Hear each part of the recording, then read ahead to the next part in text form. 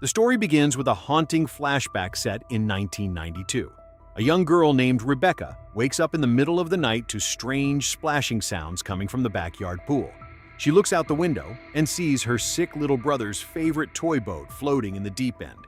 Determined to retrieve it for him, she quietly heads outside, grabs a skimmer net, and leans over the edge to fish it out. No matter how many times she tries, the boat stays just out of reach, drawing her closer and closer to the water. Suddenly, an invisible force yanks her in.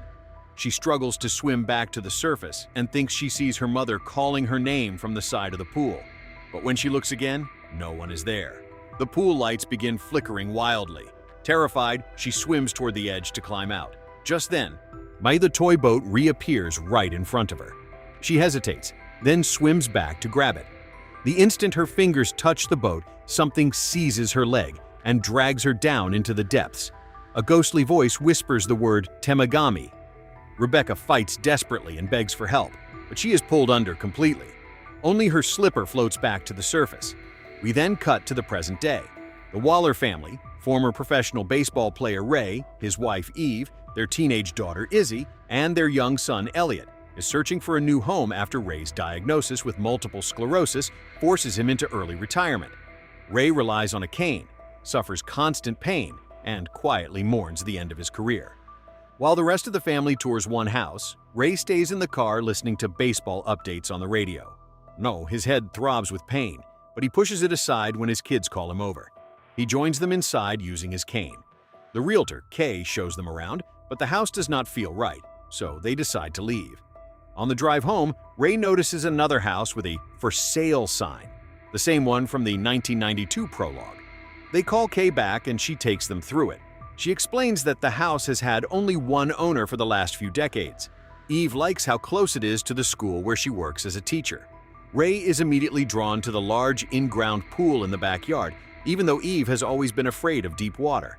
While admiring the pool, Ray spots a baseball floating in the water. He reaches for it, loses his balance, and falls in. Tangled in pool covers and overgrown plants, he struggles to breathe. But in that moment of panic, he imagines himself cured and back on the baseball field. That vision gives him the strength to fight free and climb out. At Ray's next doctor's appointment, the physician recommends low-impact activities like yoga or swimming to manage his symptoms. On the way home, Ray and Eve agree to buy the house with the pool. The family moves in quickly. Izzy starts at her new school feeling nervous, but she soon befriends a popular boy named Ronan, who invites her to join his swim club. Elliot remains quieter and more withdrawn. Over the weekend, the whole family works together to clean the neglected pool. While unclogging the drain, Ray reaches inside and cries out in pain when something slashes his palm deeply. He pulls his hand back to reveal heavy bleeding. Brown. A murky water suddenly surges out of the drain at high speed, forcing the family to step away. They later call a pool maintenance expert, who explains that the water comes from a natural underground spring. This spring provides its own filtration and geothermal heating. He adds that local legends once claimed the water from these springs had healing properties for the skin. In fact, the entire neighborhood used to be filled with wellness centers and health spas built around similar springs. Once the pool is sparkling clean and ready, the family finally jumps in for some fun. Eve tosses coins into the water for the kids to race and find. Ray does his physical therapy exercises and notices how the water completely relieves the strain on his muscles and joints. That evening, Eve reviews the mounting medical bills and grows frustrated with the high cost of Ray's treatments. To unwind, she decides to swim alone. The family cat, Cider, meows disapprovingly at her before running off. While Eve floats peacefully, she suddenly feels watched. Ray's silhouette appears at the edge of the pool, but when she turns to look, he is gone. The lights begin flickering again. Uneasy, she climbs out quickly. As soon as she is safely on dry ground, the lights return to normal. Later that night, after checking on the sleeping kids, Eve finds Ray in bed and asks if he went outside earlier. He says no. She suggests they buy a pool cover and have an electrician check the flickering lights tomorrow. Meanwhile, Cider rests on the diving board. The lights flicker once more. The toy boat from 1992 reappears on the water's surface. Cider growls at it menacingly. The next morning, Elliot finds Cider's collar floating in the pool, but the cat is nowhere to be found.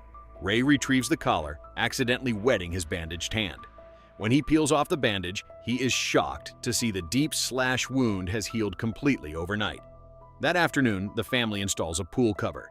In the evening, Eve dreams of swimming in the pool with a dark, shadowy figure lurking beneath her. The dream startles her awake.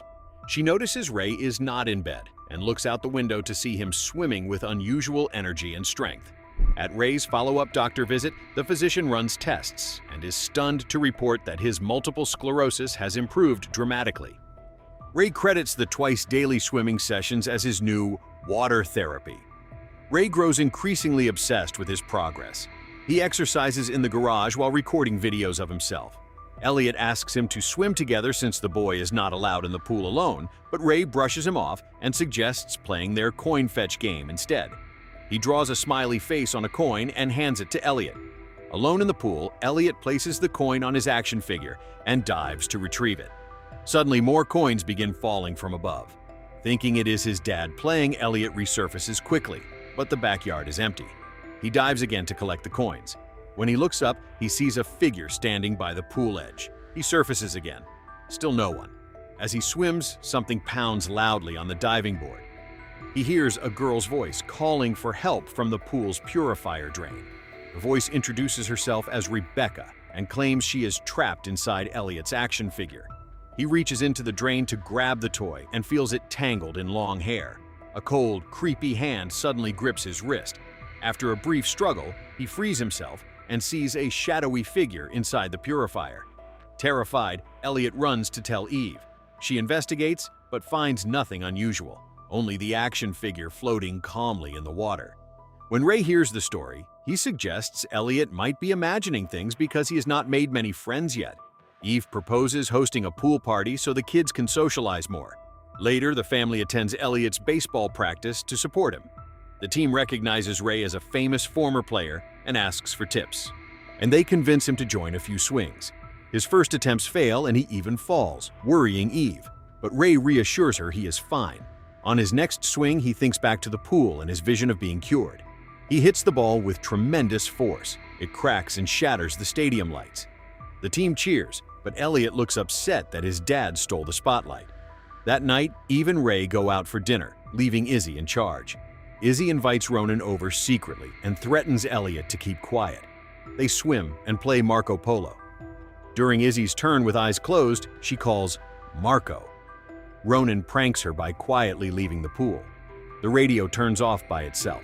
A creepy voice whispers, "Polo," from the water.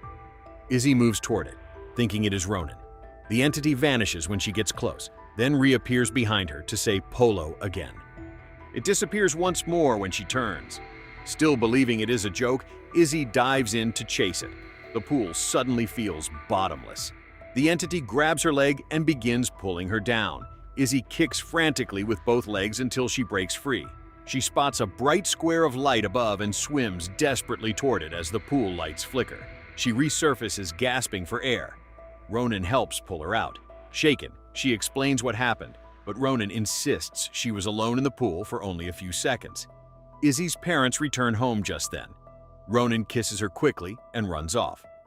Later, Elliot tries to talk to Izzy about her experience because he wants confirmation he is not imagining things. Izzy refuses to discuss it. She points out that the pool is helping their dad get better and she does not want to ruin that. Besides, she adds, no one would believe their stories anyway. On the day of the pool party, a large crowd shows up and everyone enjoys the water. Izzy stays out of the pool, still frightened, and chats nervously with friends. Elliot retreats to his room and sets up a camera at the window to record the backyard. In the kitchen, Eve asks Realtor Kay why the pool went unused for so many years. Kay hesitates at first, then admits a young girl named Rebecca drowned there decades ago. Eve connects it immediately to Elliot's story, surprising Kay that she already knew the name. During the party games, a boy asks Ray to sign the baseball he hit that shattered the lights. Ray agrees and invites the boy to join a pool game where adults carry kids on their shoulders in a chicken fight. The boy climbs onto Ray's shoulders. They play hard and win. But with every movement, Ray sinks deeper into the water. Suddenly, a thick black substance erupts from the drain and forces its way into Ray's mouth, possessing him completely. The boy begs Ray to let go, but Ray grips his legs tightly and walks toward the deep end.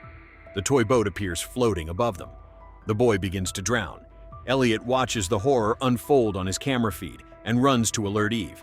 The boy's father finally spots his son's waving hand, dives in, and saves him just in time. Angry red marks from Ray's grip remain on the boy's legs. Ray is still unresponsive at the bottom and has to be rescued as well. Eve performs CPR until he wakes up. The party ends in chaos. Police arrive to investigate. The boy's mother accuses Ray of refusing to let go. Eve reminds everyone of Ray's illness and how he nearly drowned too.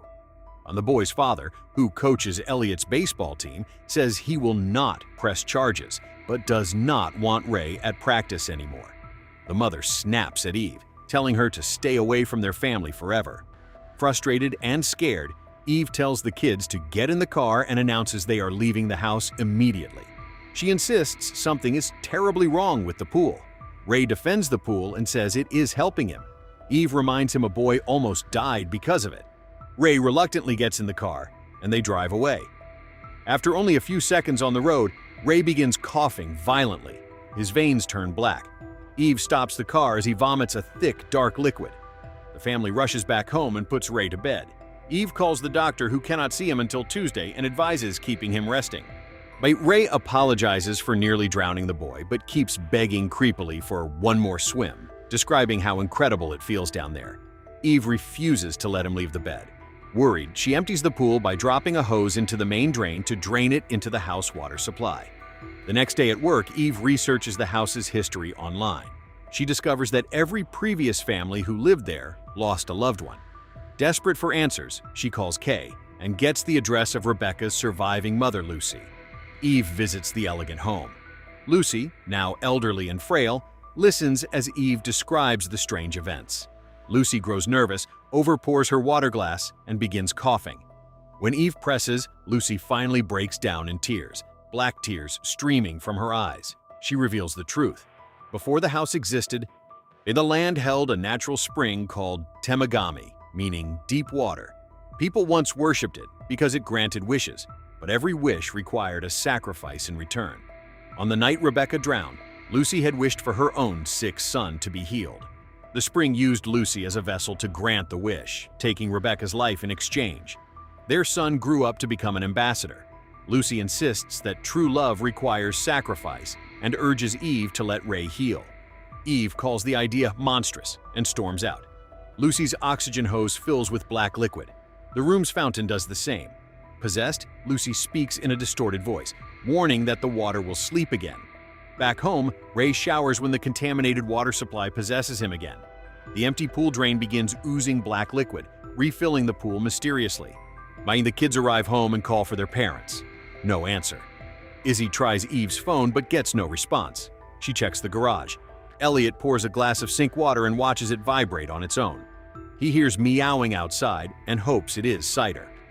The glass slides across the table by itself.